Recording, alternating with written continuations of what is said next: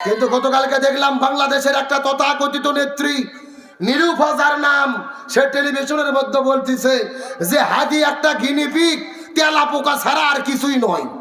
নাউজুবিল্লাহ বলেন। শহীদ হাদিকে বলতেছে গিনিপিগ, এ নাকি তেলা পোকা। ডাক্তার যেভাবে তেলা পোকা অপারেশন করে চিকিৎসা করা শেখে, এইরকম নাকি হাদিক মেরে ফেলে দিয়ে হাদিকে প্ল্যানিং করে কিছু কিছু মানুষ নাকি প্ল্যান করতেছে এই বাংলাদেশে বিশৃঙ্খলা করার জন্য। আমরা পরিষ্কার করে বলতে চাই, শহীদ হাদি দেশের জন্য জীবন দিয়েছে, ভারতের আধিপত্যের বিরুদ্ধে কথা বলে জীবন দিয়েছে। 24 জুলাই যুদ্ধ ছিল, এই হাদিকে গিনিপিগ যারা করে বলেছে, একে জাতির কাছে ক্ষমা চাইতে হবে। আর এ যদি ক্ষমা না চাই, এই দেশের জনগণ একে যেখানে পাবে সেখানে গণধোলাই করতে বাধ্য হবে। এ ভালো করে বোঝেন, হাদি এমপি ছিল না, হাদি মন্ত্রী ছিল না, রাষ্ট্রপতি ছিল না, প্রধানমন্ত্রী ছিল না, অথচ তার জানাজার ভেতরে 15 থেকে 20 লক্ষ মানুষের উপস্থিতি ঘটেছে। এত মানুষ বাংলাদেশের কোনো লোকের জানাজায় হয় নাই। এত ভালোবাসা মানুষের কেন পেল? কারণ একটা, তিনি ভারতের দাদাবাবুদের আধিপত্যের বিরুদ্ধে কথা বলেছে, দেশের পক্ষে কথা বলেছে, ইসলামের পক্ষে কথা বলেছে। সুতরাং এক হাদিকে শহীদ করে দিয়ে তোমরা কি হবে? এক হাদিকে হত্যা করেছো, 20 লক্ষ হাদি সংসদ ভবনে উপস্থিত হয়ে গেছে। সবাই মিছিল করেছে, আমরা হাদি হব, যুগে যুগে লড়ে যাব, তুমি কে আমি কে হাদি। সুতরাং ভারতকে বলতে চাই, এক হাদিকে হত্যা করে শহীদ করে লাভ নেই, লক্ষ হাদি এই বাংলাদেশের ঘরে ঘরে তৈরি হয়ে যাবে। সুতরাং হাদিকে যারা গিনিপিগ বলে, হাদিকে যারা তেলা পোকা বলে, এরা নষ্টা ভ্রষ্টা দুশ্চরিত্রার অধিকারী ছাড়া কেউ হতে পারে না। আমরা দোয়া করে আল্লাহ হাদিকে শহীদ হিসেবে কবুল করুক বলে আমিন। আজকে 3-4 দিন হলে তার কবর হয়ে গেছে, এখনো রাতের বেলা হাজারো মানুষ তার কবরের পাশে যে কান্না করে দোয়া করতেছে। কত মানুষ মারা গেল, কত এমপি মন্ত্রী মারা যায়, মানুষ দোয়া করে না। অথচ হাদির জন্য মানুষ কেঁদে কেঁদে দোয়া করে, 20 লক্ষ মানুষ কেঁদে কেঁদে দোয়া করেছে। এখান থেকে বোঝা যায় হাদি ব্যর্থ না, হাদি সফল হয়ে গেছে। তার কি বক্তব্য যারা শুনেছেন সোশ্যাল মিডিয়াতে, যেন মনে হয় তার পুরোটাই কলিজা। বক্তব্য শুনলে শরীরের লোম দাঁড়িয়ে যায়। কবিতা আবৃত্তি করেছে, যেই কবিতা শুনলে পুরো শরীরের লোমগুলো দাঁড়িয়ে যায়। সুতরাং আমরা হকের পক্ষে আছি না নাই? তাহলে রাসূলের সিরাতের শিক্ষা, যিনি মসজিদের ইমাম হবে তাদেরকেই সমাজের ইমাম হতে হবে। আমার বন্ধুগণ, মুসলমান ভাইরা, গভীর মনোযোগ লক্ষ্য করুন। কোনো দিকে নজর নাই, কোনো দিকে তাকাতাকি নাই। কোরআন হাদিসের আলোকে চুম্বক কিছু কথা বলার পরে বিদায় নিয়ে চলে যাওয়ার চেষ্টা করব। আমার নবী বিদায় হজের দিনে 100 লক্ষ সাহাবীদের ভেতরে সমস্ত সাহাবীদেরকে ডাকতে বলেন, নবী আমি তোমাদের জন্য 2টা জিনিস রেখে যাচ্ছি। তারাকতু ফীকুম আমরাইন লান তাদিল্লু মা তামাসসাকতুম বিহিমা কিতাবাল্লাহি ওয়া সুন্নাতা রাসূলি। আমি তোমাদের জন্য 2টা জিনিস রেখে যাচ্ছি, এই 2টা জিনিস যদি তোমরা আঁকড়ে ধরতে পারো কখনোই তোমরা পথভ্রষ্ট হবে না। 1 নাম্বার কিতাব আল্লাহ, আল্লাহর কিতাব কোরআন, আর 2 নাম্বার সুন্নাতা রাসূলি, রাসূলের সুন্নাত হাদিস। তার মানে বোঝা গেল, এ লক্ষ্মীপুরের মুসলমান, আমরা যদি দুনিয়ার মধ্যে শান্তি পেতে চাই, আখিরাতের মধ্যে মুক্তি পেতে চাই, কোরআন সুন্নাহ আঁকড়ে ধরা ছাড়া কোনো উপায়। আচ্ছা, ছেলেপেলেগুলো ডিস্টার্ব করতেছে কেন? না, এই যে ছেলেপেলে ঘরে ওঠে বসে, এদের সমস্যা কি? আপনাদের কি কষ্ট হচ্ছে ভাই? আলোচনা কি কিছুক্ষণ চলবে? শেষ পর্যন্ত থাকবেন তো ইনশাল্লাহ? দেখি থাকবেন না কারা কারা, একটু হাত তোলেন। হ্যাঁ, এইবার বোঝা গেল আপনারা কয় নম্বর শ্রোতা। আচ্ছা, সত্য সত্য শেষ পর্যন্ত থেকে আখিরে মোনাজাত করে কারা কারা যেতে চান, একটু টান টান করে হাত তোলেন তো দেখি। লিল্লাহে তাকবীর। এ সাউন্ড হয়নি, হাত টান টান করে উঠান। এ মুরব্বি মুরব্বি মুরব্বি, হাত উঠান। এই ছেলে, হাত উঠান। সবাই একটু গলা কাকার দেন তো দেখি। হ্যাঁ, লিল্লাহে তাকবীর। আল কোরআনের আলো,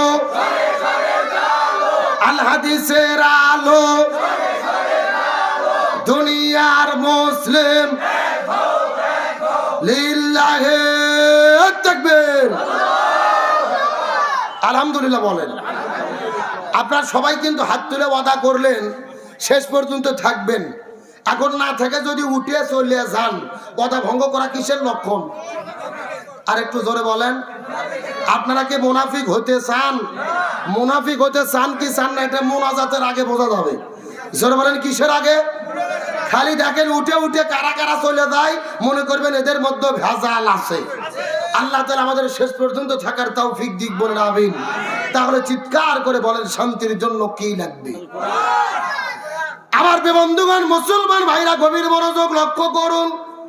আমার নবী যে জমিনের মধ্যে শান্তি কায়েম করার জন্য 17 বছর বয়সের ভেতরে এই জমিনের মধ্যে একটা দল গঠন করেছিলেন, যেই দলের নাম হলেন হিলফুল ফুজুল। কি নাম বললাম? কথাটা মনোযোগ দিয়ে বোঝার চেষ্টা করেন। নবী 17 বছর বয়সের ভেতরে হিলফুল ফুজুল নামক দলটা গঠন করার পরে 17 বছর থেকে শুরু করে 40 বছর পর্যন্ত নবী 23 বছর ধরে এই জমিনের মধ্যে শান্তি কায়েমের জন্য চেষ্টা করেছে।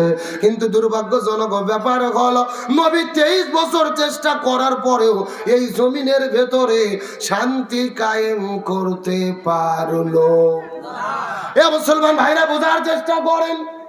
নবীজি 23 বছর ধরে চেষ্টা করেছে, কিন্তু জমিনের ভেতরে শান্তি কায়েম করতে পারলো না। কিন্তু নবীজির বয়স যখন 40 বছর হয়ে গেল, আল্লাহ নবীজির উপরে যখন কোরআনটা নাজিল করে দিলেন, নবী কোরআনের দাওয়াত দেওয়া শুরু করলো, এই জমিনে শান্তি কায়েম হয়ে গেল। নবীজির জীবনটাকে দুই ভাগে ভাগ করার চেষ্টা করেন। একটা হলেন 17 থেকে শুরু করে 40 পর্যন্ত, নবুয়ত পাওয়ার আগে 23 বছর, আবার 40 থেকে শুরু করে 63 পর্যন্ত, নবুয়ত পাওয়ার পরে 23 বছর। আগে 23 বছর নবী চেষ্টা করলো, কিন্তু শান্তি কায়েম করতে পারলো না। কিন্তু পরে 23 বছরের ভেতরে নবীজি কেন শান্তি কায়েম করতে পারলো, এর পেছনে কারণ হলো, আগের 23 বছরের ভেতরে নবীজির কাছে দল ছিল, কিন্তু নবীর দলের সংবিধান আল্লাহর কোরআন ছিল না। কথা কি বোঝা যায়? এ ভালো করে বোঝেন। আপনার আমার মতো 2 টাকার ছুটকে ফটকে হুজুর না, এলাকার তেল তেলা গয়ান্দার নেতা না, স্বয়ং বিশ্বনবী 23 বছর ধরে তার দলের দ্বারা শান্তি কায়েমের চেষ্টা করেছে, কিন্তু নবীজি শান্তি কায়েম করতে পারেনি। তার কারণ তখন নবীর দল ছিল, দলের সংবিধান আল্লাহর কোরআন ছিল না। তার কারণ কোরআন তখন নাজিলই হয় নাই। কিন্তু 40 বছরে যখন কোরআন নাজিল হলো, নবীজি কোরআনের দাওয়াত দেওয়া শুরু করলেন, এই জমিনে শান্তি প্রতিষ্ঠা হয়ে গেল। তার মানে বোঝা গেল, রাসূলের সিরাতের শিক্ষা এই বাংলাদেশের ভেতরে যত রাজনৈতিক দল আছে শান্তি কায়েমের জিকির করতেছে, ওই সমস্ত দলের দ্বারা এই জমিনে শান্তি কায়েম সম্ভব হবে না, যেই দলেরা আল্লাহর কোরআনের সংবিধান দিয়ে পরিচালিত হয় না। কথা ক্লিয়ার না ভেজাল আছে? কেন ভাই, যেই দলেরা নিজেরাই কোরআন দিয়ে চলে না, ওদের নিজেদের ভেতরে তো 1.5 বছরে মারামারি করে 170 জন কুপোকাত। কথা কন না গা? এই জন্য আল্লাহর কোরআন বলেছেন, তোমরা যদি মুসলমান হও, দিন কায়েমের আন্দোলন করো, আল্লাহর ঐক্যবদ্ধ ভাবে আঁকড়ে ধরো। আল্লাহর কোরআন বলেছেন, ওয়ালতাকুম মিনকুম উম্মাতুন ইয়াদউনা ইলাল খায়র ইয়ামুরুনা বিল মারুফ ওয়া ইয়ানহাউনা আনিল মুনকার। তোমাদের ভেতরে অবশ্যই একটা দল থাকবে যারা ভালো কাজের আদেশ করবে, অন্যায় কাজে বাধা দেবে। আল্লাহর কোরআন বলেছেন, আল্লাযীনা ইম্মাক্কান্নাহুম ফিল আরদি আকামুস সালাহ ওয়া আতাউজ যাকাত ওয়া আমারু বিল মারুফ ওয়া নাহাউ আনিল মুনকার। কোন মুসলমান দল যদি ক্ষমতায় যায়, 4টে কর্মসূচি বাস্তবায়ন করবে। 1 নম্বর নামাজ বাধ্যতামূলক করবে, 2 নম্বর যাকাত ভিত্তিক অর্থনীতি কায়েম করবে, 3 নম্বর ভালো কাজ চালু করবে, 4 নম্বর বন্ধ কাজ বন্ধ করবে। সুতরাং ক্ষমতায় গিয়ে এই কোরআনের 4 কর্মসূচি বাস্তবায়নের জন্য যারা ঘোষণা দেবে, ইমানদার মুসলমান হিসেবে তাদের পক্ষেই আমাদের থাকতে হবে। বক্তব্য কি আব্দুল সালাম যুক্তিবাদী না আল্লাহর? আরো জোরে বলেন কার? তাহলে চিৎকার করে বলেন, শান্তির জন্য কি লাগবে? আমার বন্ধুগণ, মুসলমান ভাইরা, গভীর মনোযোগ লক্ষ্য করুন। এই জন্য আমার আল্লাহ তাআলা কত চমৎকার করে কোরআনের মধ্যে বলেন, ওয়ামান আরাদা আন যিকরি ফাইন্না লাহু মাঈশাতান দানকা ওয়া নাহশুরুহু ইয়াওমাল কিয়ামাতি আ'মা। সূরা তোহা 16 নম্বর পারের 19 নম্বর পৃষ্ঠার 13 নম্বর লাইন 124 নম্বর আয়াতে কারিমা তাফসীর ইবনে কাসিরের মধ্য থেকে বলতেছি, আল্লাহ বলে এই পৃথিবীর মানুষেরা ভালো করে বোঝার চেষ্টা করো, যারা কোরআন দিয়ে জীবন পরিচালনা করবে না, ব্যক্তি, পরিবার, সমাজ, রাষ্ট্র, রান্নাঘর থেকে শুরু করে সংসদ ভবন পর্যন্ত কোরআন বাদ দিয়ে যারা মানব রচিত নীতি দিয়ে দেশ পরিচালনা করবে আর শান্তির জিকির করতে থাকবে, আমি আল্লাহ তাদের জীবনে কোনো শান্তি রাখবো না, বরং মাই শাতাং দঙ্কা তাদের জীবনটা অশান্তিতে ভরে দেব। আর কিয়ামতের ময়দানে এই দুনিয়ায় যারা কোরআন মেনে চলবে না, তাদের দুই চোখকে কানা করে, অন্ধ করে, লুলে করে হাসরে উত্তোলন করা হবে। জোরে বলেন নাউজুবিল্লাহ। এই দুনিয়াতে যারা কোরআন মেনে চলবে না, তাদের জীবনটা দনকা, সংকীর্ণ, অশান্তি বানায়া দেবে কে? আর হাসরের ময়দানে তাদের কানা করে, বন্ধ করে কে উঠাবে? তাহলে শান্তির জন্য কি লাগবে?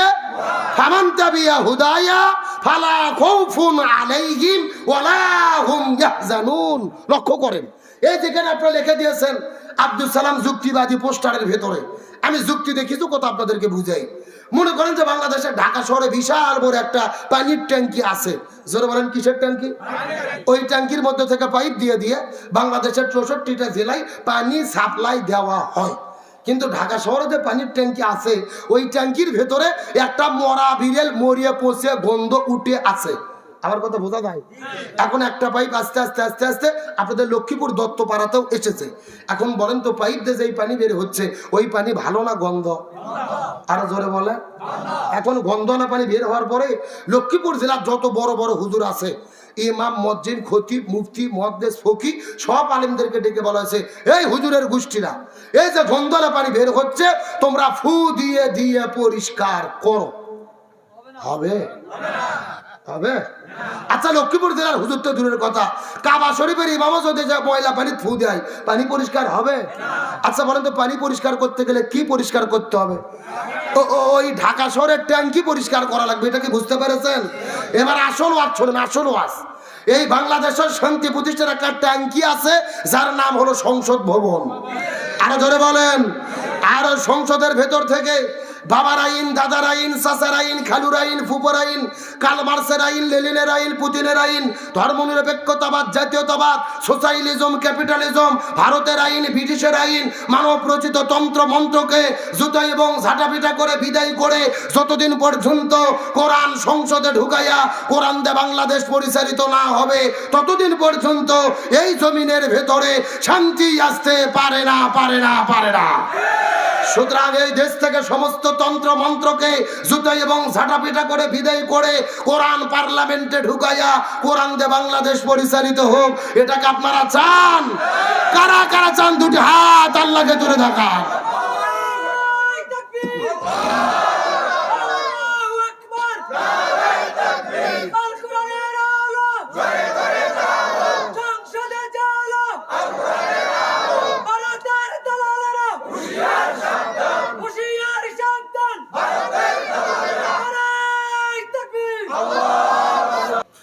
মালিক ভাইয়ের মা,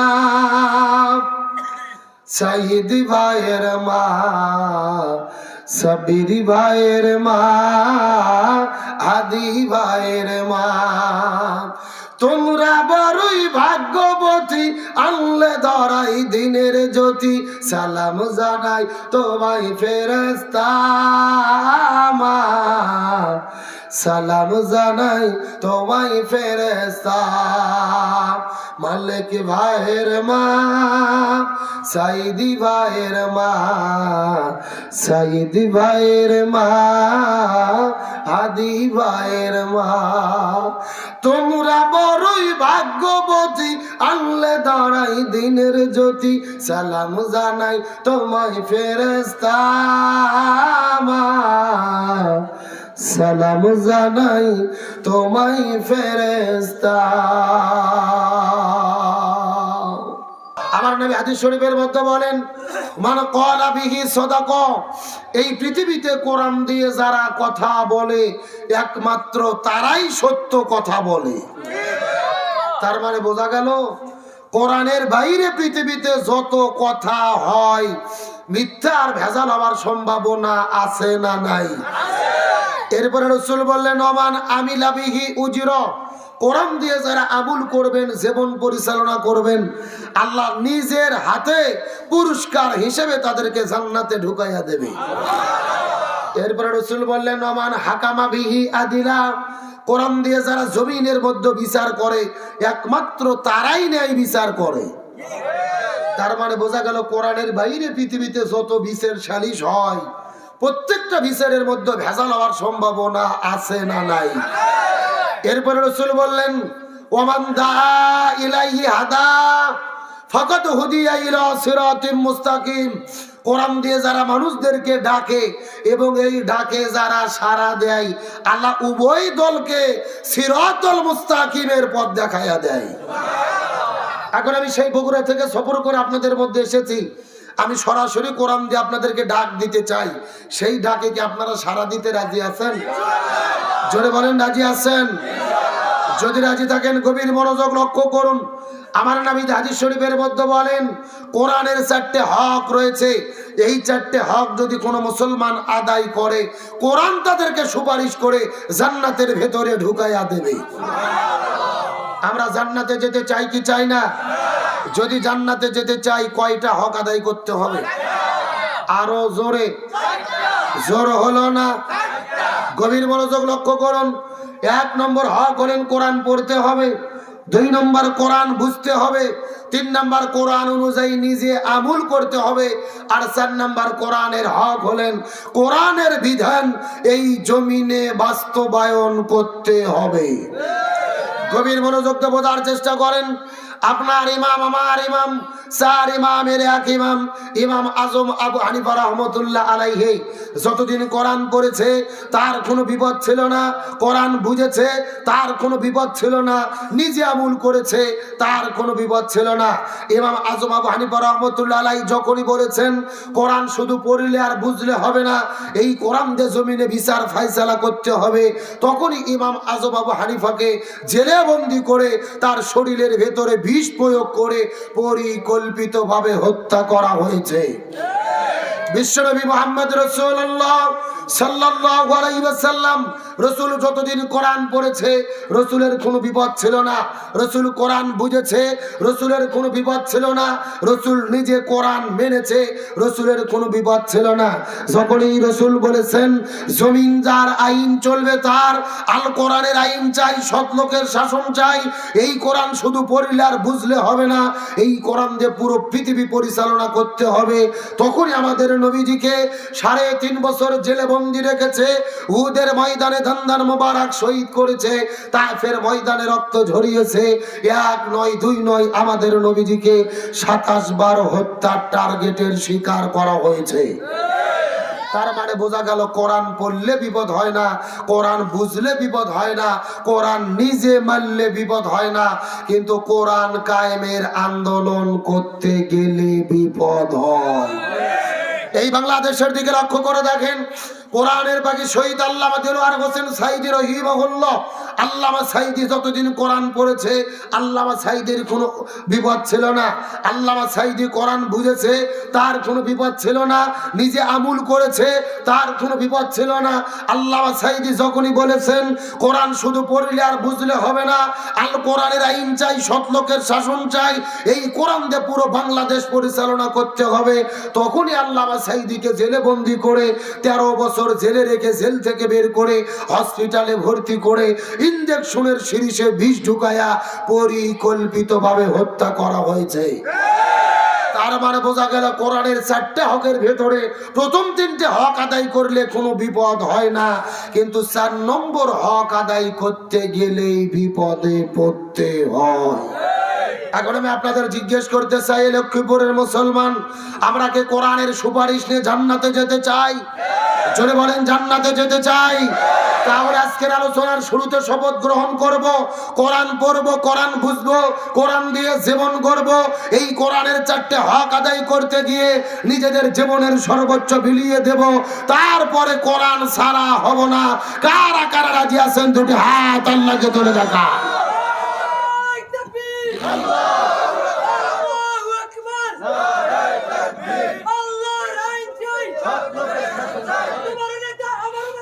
বিশ্বনবী মুস্তাফা আমার নবীর চরিত্র ফুলের মতো পবিত্র আমার নবীর চরিত্র নারায়ে তাকবীর কোন মতো টানিয়ে টুনিয়ে পাস, মানে ওই ভাই যদি স্লোগান না দিত আপনারা ফেলি করতেন। আচ্ছা, তাকবীর দিতে কি আপনাদের ভয় লাগে? স্বৈরাচার কি আর দেশে আছে? আচ্ছা বলেন তো, তাকবীর কি কোনো ব্যক্তির, কোনো দলের, কোনো নেতার, আওয়ামী লীগের, জামাত ইসলামের, বিএনপির? তাকবীর কার? ওই আল্লাহ নিজেই কোরআনে বলেছে, ওয়া রাব্বাকা ফাকাব্বির, তোমরা আল্লাহর নামের তাকবীর দাও।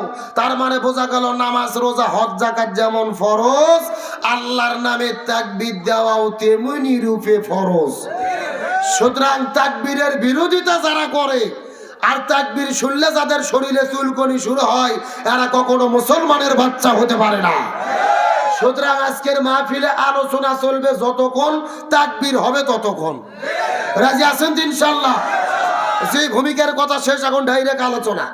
আমরা দরুদ এবং সালাম প্রেরণ করেছি সেই রসুলের উপরে, যেই নবীজির জীবন আদর্শ মেনে চলা আল্লাহ তাআলা আমাদের জন্য ফরজ করে দিয়েছেন। সুবহানাল্লাহ বলেন।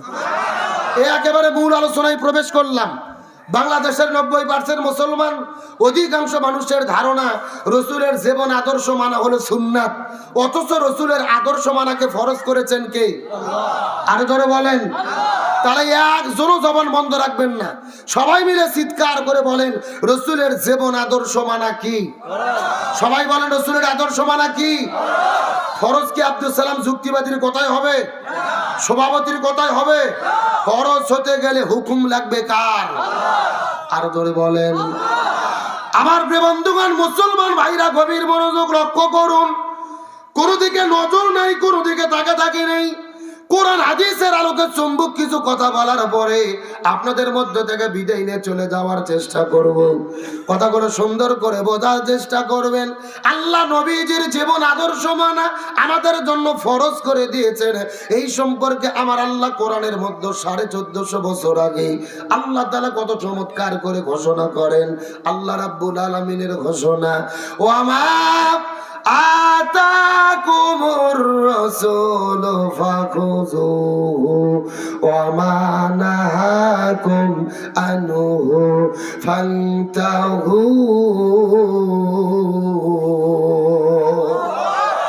আর জোরে বলি আল্লাহু আকবার। সূরা হাসর 28 নম্বর পারার 7 নম্বর পৃষ্ঠার 9 নম্বর লাইনে 7 নম্বর আয়াতে কারিমা তাফসীর ইবনে কাসিরের মধ্য থেকে বলতেছি, আল্লাহ বলে, পৃথিবীর মানুষেরা ভালো করে বোঝার চেষ্টা করো। এই দুনিয়ার মধ্যে যদি তোমরা শান্তি পেতে যাও আর আখিরাতের মধ্যে যদি তোমরা মুক্তি পেতে যাও, ওয়ামা আতাকুমুর রাসূলু ফাখুযু, নবী যেটা করেছে, নবী যেটা করতে বলেছে সেটা তোমরা করো। ওয়ামা নাহাকুম আনহু ফান্তাহু, নবী যেটা করে নাই, যেটা করতে নিষেধ করেছেন সেটা থেকে তোমরা দূরে থাকো। তার মানে বোঝা গেল এ লক্ষ্মীপুরের মুসলমান, আমাদের নবী পুরো জীবনের ভেতরে যা যা করেছে আমাদেরকেও তাই তাই করতে হবে। আর নবী যেটা করে নাই আমাদের সেটা করা যাবে না। চিৎকার করে বলেন তো দেখি, হুকুম কার? আরো জোরে। এ মুসলমান ভাইরা গভীর মনোযোগ লক্ষ্য করুন। নবী পুরো জীবনের মধ্যে কি কি করেছে আর আমাদের জন্য কি কি করা দরকার, এই বিষয়টা বোঝানোর পরে আপনাদের মধ্য থেকে বিদায় নিয়ে চলে যাওয়ার চেষ্টা করব। কথাগুলো সুন্দর করে বোঝার চেষ্টা করবেন। আমার নবীজি মক্কা থেকে মদিনায় হিজরত করে চলে গেলেন। ওই মদিনায় যাওয়ার পরে মদিনা নামক একটা রাষ্ট্র গঠন করলেন। আর আমাদের নবী হলেন ওই মদিনা নামক রাষ্ট্রের রাষ্ট্রপতি। আমার নবী ছিল রাষ্ট্রপতি। জোরে বলেন, আমার নবী কি ছিল? কে রে ভাই, নবী রাষ্ট্রপতি ছিল বলতে ভয় লাগে? লজ্জা লাগে? যারা চাপা খুলবে না মনে করবেন এদের মধ্যে ভেজাল আছে। আমার নবী ছিল রাষ্ট্রপতি। জোরে বলেন, আমার নবী কি ছিল? আরো জোরে। এখন আমি আপনাদেরকে জিজ্ঞাসা করি, বলেন তো দেখি, এ লক্ষ্মীপুরের মুসলমান, আমার নবী যদি রাষ্ট্রপতি থেকে থাকে, তাহলে বাংলাদেশের ভেতরে এই আমাদের মতো আলেমদেরকে, এইরকম হুজুরদেরকেও রাষ্ট্রপতি হওয়ার দরকার আছে না নাই? এই ওয়াজ করলে বিপদ। আমরা যদি বলি খাওয়ার পরে মিষ্টি খাওয়া সুন্নাত, সবাই বলে সুবহানাল্লাহ সুবহানাল্লাহ, তার মানে আরো খাবার চাই। কিন্তু আমরা যখনই বলি জেলের মধ্যে যাওয়া সুন্নাত, আমার নবী 3.5 বছর ধরে সেই আবু তালিব নামক জেলের মধ্যে বন্দী ছিলেন, ওই নবীর তরিকায় জেলের মধ্যে যাওয়া সুন্নাত। আমার নবী তাফের ময়দানে রক্ত ঝরিয়েছে, ওই নবীর তরিকায় শরীর থেকে রক্ত ঝরানো সুন্নাত। আমাদের নবী উহুদের প্রান্তরে দন্দার মোবারক শহীদ করেছে, ওই নবীর তরিকায় প্রয়োজনে ইসলামী আন্দোলন করতে গিয়ে আমাদেরও দাঁত ভাঙা সুন্নাত। আমার নবী 10 বছর ওই মদিনা নামক রাষ্ট্র কোরআন দিয়ে পরিচালনা করেছে, ওই নবীর তরিকায় কোরআন দিয়ে রাষ্ট্র পরিচালনা করা সুন্নাত। তখন কিছু লোক লাভ দিয়ে উঠে বলে যে আব্দুল সালাম যুক্তিবাদী হুজুর, মনে হয় রাজনীতি করে। এ কতক্ষণ এদের কাছে নামাজ রোজা হজ যাকাত রাজনীতি মনে হয় না, জিকির তাসবিহ রাজনীতি মনে হয় না, নবীর তরিকায় জেলে বন্দী হওয়া, নবীর তরিকায় দাঁত ভাঙা, নবীর তরিকায় কোরআন দিয়ে সমাজ চালানো রাজনীতি মনে হয়। এরা কপাল পোড়া, আমার নবীজির সিরাতকে তারা বুঝতে পারে না। অত সোজা নয়। আমার নবী ছিলেন মসজিদুন নববীর ইমাম, আবার মদিনা নামক রাষ্ট্রের রাষ্ট্রপতি। তার মানে বোঝা গেল রসুলের সিরাতের শিক্ষা হলো, যিনি মসজিদের ইমাম হবে তাদেরকেই সমাজের ইমাম হতে হবে। আপনাদের এই ইউনিয়ন পরিষদের নাম কি? আচ্ছা, যে 2-1 করে উঠে যাচ্ছে, এরা কারা? না, কোরআনের আইনের কথা শুনে উঠে যাওয়া কিন্তু লক্ষণ ভালো না। পেশাব করে যদি এরা জাগার মাল জাগার ফেরত না আসে, তাহলে মনে করবেন এদের মধ্যে ভেজাল আছে। ভালো করে বোঝেন, আপনাদের ইউনিয়ন পরিষদের নাম কি? দত্তপাড়া। আপনাদের এই দত্তপাড়া ইউনিয়নের ভেতরে সবচাইতে বড় মসজিদের যিনি ইমাম হবে, তাকেই এই ইউনিয়ন পরিষদের চেয়ারম্যান হতে হবে। আপনাদের লক্ষ্মীপুরের সবচেয়ে বড় মসজিদে জুমার দিনে যিনি খুতবা দেওয়ার যোগ্যতা রাখে, তাকেই এলাকা থেকে এমপি হতে হবে। বাংলাদেশের কেন্দ্রীয় মসজিদ বাইতুল মুকাররমের ভেতরে জুমার দিনে খুতবা দেওয়ার যিনি যোগ্যতা রাখে, তাকেই বাংলাদেশের রাষ্ট্রপতি প্রধানমন্ত্রী হতে হবে। কথা কি ক্লিয়ার না ভেজাল আছে? কিন্তু আমরা একেবারে ভাগ করে ফেলছি, হুজুরদেরকে বাটিয়ে ভাগ করে আলাদা করে দিছি। যে হুজুরদের কাজ শুধু মসজিদে নামাজ পড়াবে, মাদ্রাসাতে বুখারী পড়াবে, মানুষ মরে গেলে জানাজা, 40 দিনে 7 দিনে গরু জব, 40 দিনে হালুয়া রুটি, এর বাইরে কোনো দায়িত্ব নেই। কতক্ষণ আমরা হুজুরেরা মসজিদ মাদ্রাসা পীরের খানকা ভাগ করে বেটেনে বসে আছি, এই সুযোগে জালেমেরা পুরো জমিন দখল করেছে। গভীর মনোযোগ, ভালো করে বোঝার চেষ্টা করেন। আল্লাহ মানুষ সৃষ্টি করার আগে সর্বপ্রথম বলেছিলেন, ওয়াইজ ক্বালা রাব্বুকা লিল মালাইকাতি ইন্নী জাইলুম ফিল আরদি খলিফা। আল্লাহ কিন্তু বলেনি ফিল মসজিদে খলিফা, আমি মসজিদে খলিফা পাঠাবো, ফিল মাদ্রাসাতে খলিফা, আমি মাদ্রাসাতে খলিফা পাঠাবো, ফি খানকায়ে খলিফা, আমি খানকাতে খলিফা পাঠাবো। আল্লাহ বলছে না ফিল আরদি খলিফা, আমি জমিনে খলিফা পাঠাতে চাই। তার মানে বোঝা গেল আলেমদের দায়িত্ব শুধু মসজিদ মাদ্রাসা আর পীরের খানকা নয়, আলেমদের দায়িত্ব কোরআন দিয়ে পুরো জমিনের নেতৃত্ব দেওয়া। কিন্তু আলেমদের নেতৃত্ব কি বর্তমানে চলে? এ ধরে বলেন চলে? বরং যারাই হক কথা বলতে যায়, বাংলাদেশে বিপদ আছে না নাই? এই জামাতের প্রিয় ভাই শহীদ শরীফ ওসমান হাদি গুলি করে হত্যা করে শহীদ করে দেওয়া হলো। হাদির কি কোনো দোষ ছিল? কোনো অপরাধ ছিল? অপরাধ একটাই, তিনি ন্যায়ের পথে কথা বলেছেন, হকের পক্ষে কথা বলেছেন, ভারতের আধিপত্যের বিরুদ্ধে কথা বলেছেন।